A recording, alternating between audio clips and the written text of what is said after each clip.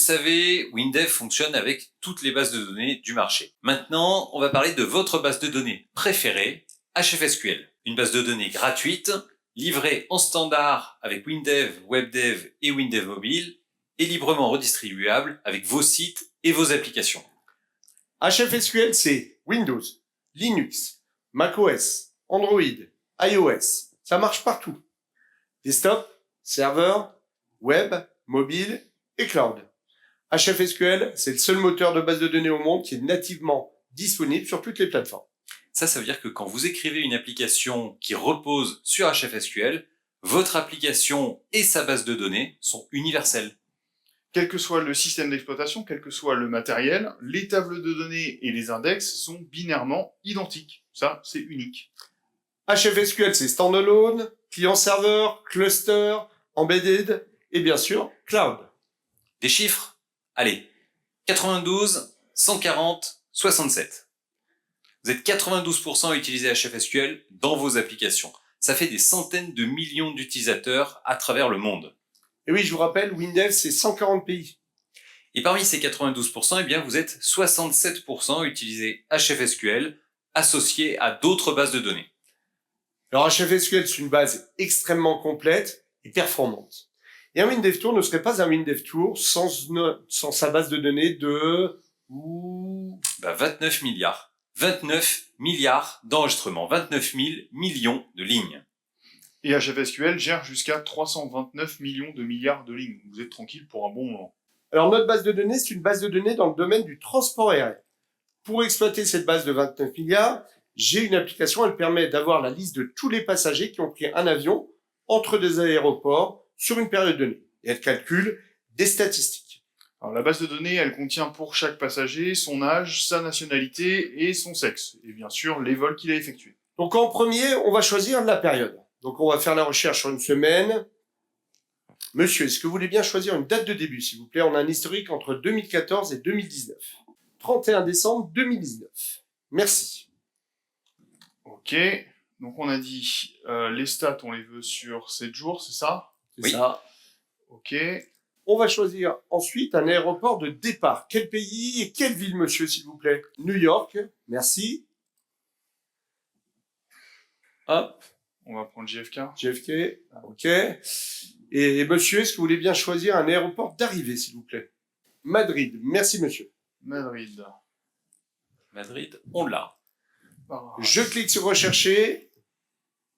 Et vous le voyez, c'est immédiat. La liste de tous les passagers s'affiche. Ils étaient 7317. Et en plus, vous le voyez, hein, l'appli m'affiche des stats sur les passagers.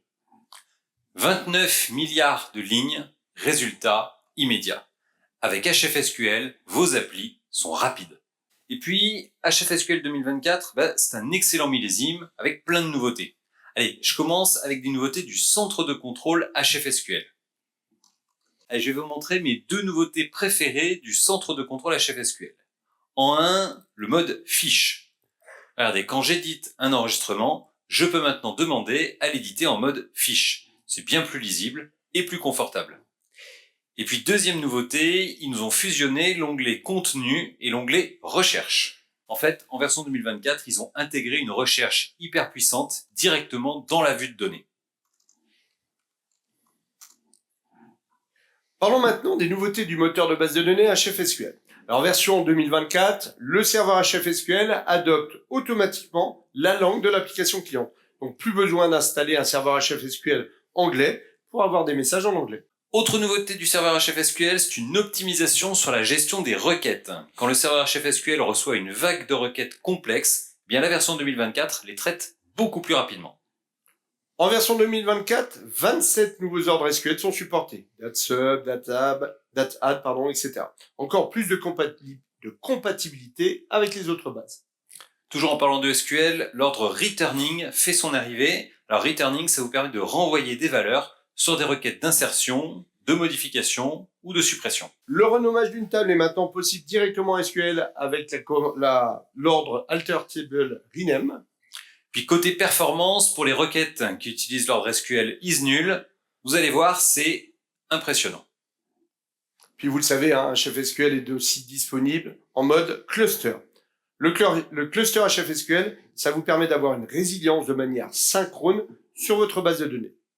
Alors résilience parce que vous avez plusieurs serveurs de base de données, donc si un serveur tombe en panne ou redémarre, pour un Windows Update par exemple, en fait vous en avez plusieurs autres qui continuent à répondre, qui prennent le relais, enfin qui continuent à répondre. Et de manière synchrone, ça veut dire aussi que chaque opération, en fait, elle est effectuée sur tous les serveurs du cluster avant d'être validée. Alors vous le savez, un nœud cluster, de temps en temps, ça peut redémarrer, à cause d'un Windows Update par exemple.